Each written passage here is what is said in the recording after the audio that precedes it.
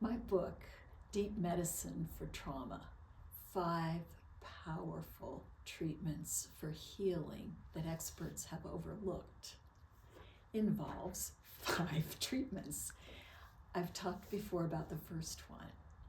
The second one is called Using the Language of the Deep. So when I say deep medicine, it's because we're going deep into our consciousness and we're doing the healing there.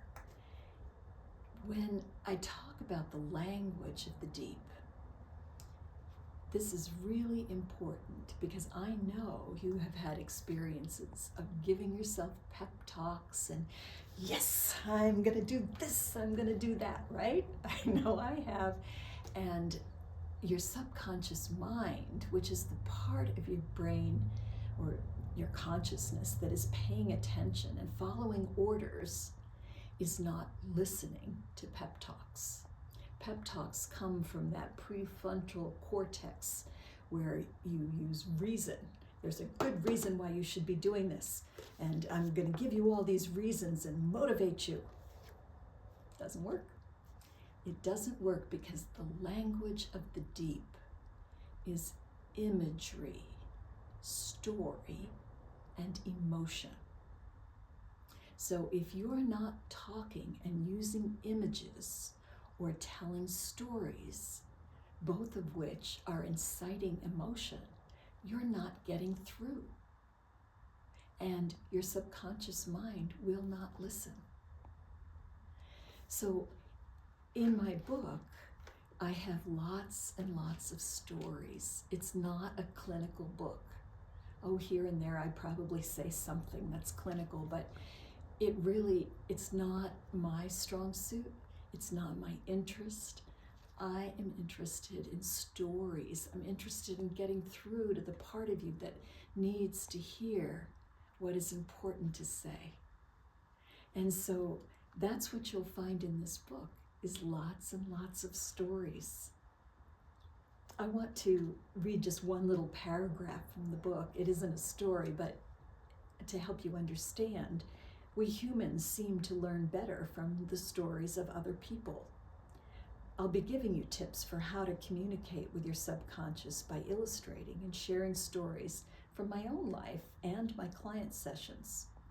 When we don't think we are being targeted as having a problem, we don't get defensive and can listen to the other person's story. We end up identifying with them and are open to receiving the same healing. Only as we do this healing does our love light start to shine in all its brilliance. So I'm looking forward to hearing from you what your experience is as you read through the book, with listening to the stories, reading these stories of people just like you. When I've done book presentations, every time somebody comes up to me because of a story that I shared, and they said, I never realized that this thing that happened to me was trauma until I heard that story.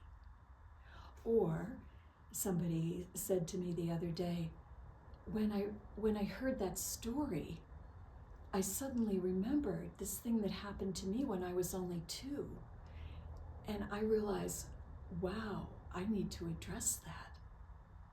So stories are so powerful. Never dismiss them as just child's play. They are important. We knew that when we were children. And along the way, sometimes we forget.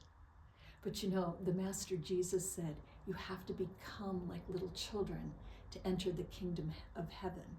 And if I translate that outside of religious terms, it means the things that the children know, the wisdom of children, will take you into the realm of expansive possibility and delight, because that's what children are good at.